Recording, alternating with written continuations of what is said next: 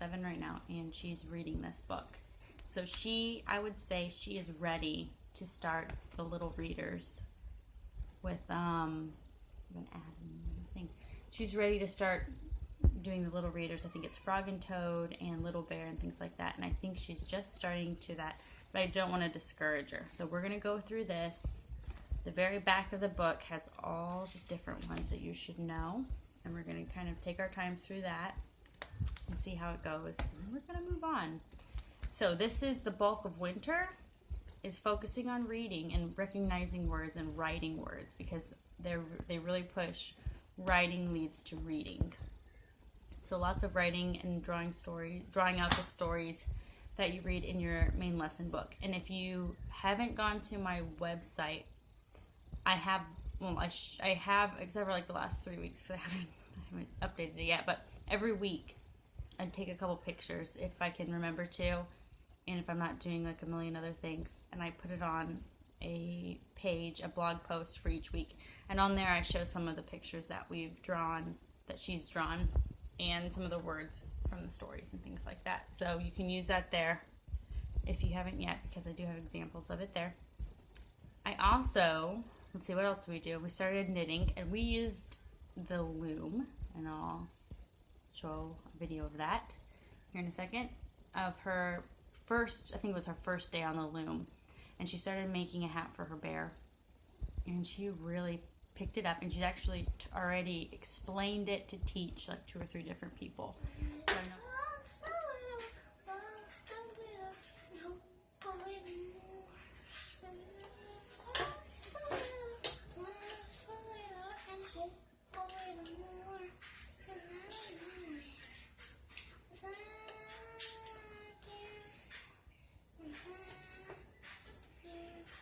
So I know she's got it, and so I think after this, after she finishes making the hat, she'll continue doing that. But I think then we'll start with either a crochet hook or a knitting needles. I don't know how to knit, which is one of the reasons why I went with this, because I figured that I could learn it really quick and that she could learn it really quick, and it would be a good intro to knitting. Now I know most everyone else starts with knitting needles, but we didn't. We used a loom, and she really likes it. It's a lot of fun, and you can make hats for everyone. Like, she keeps saying that after she's done with this one, she wants to make hats for all of her siblings and her cousins, and so it's definitely a skill that she's seeing that has value, which is important. So reading, knitting, music, piano. You know, we're not doing recorders, so piano. Science. In the winter, science was just about, you know, hibernation and the trees going to sleep, and the different parts of a tree. And I think we did an animal study each week, so even if the week didn't have us talk about like the brown bear, or what was another one, seals I think was one, we just picked one, and I would have if it didn't have a story that went along with it in the book, then I would go to YouTube and I would find like a 5 or 6 minute video about that animal, and we would watch it, and while we were watching it, we would draw in our main lesson book about a scene about it, and then we would talk about the bear and where it was. And then we also did let's see, animals, trees, hibernation, maybe that was it for science, seeds and stuff like that. And then for social studies, it was still focused on community. My daughter's watching. It was still focused on community, so we just recognized the difference between a neighborhood, a community, a town, a city, a state, a country, since we live in America. And we memorized our address and kind of broke apart our address and to explain, like, this is your house, so that's the street, and then this is your neighborhood, and this is your city, and then this is your state, and then this is your country.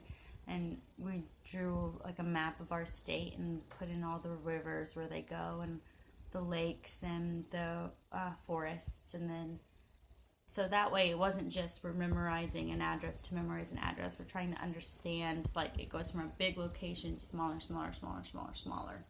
if that makes sense. So we did that for our social studies. And then a lot of it in this book is just about pointing things out when you go around. So it's like when you're out driving around, point out, you know, your neighborhood and point out how many houses are on your street. And so a lot of it, you just do it as you do your day. PE, exercising, and we did some of the exercises in the book, but not too much. Usually, like now that it's gotten warmer, they're sneaking up on me. They opened up the door.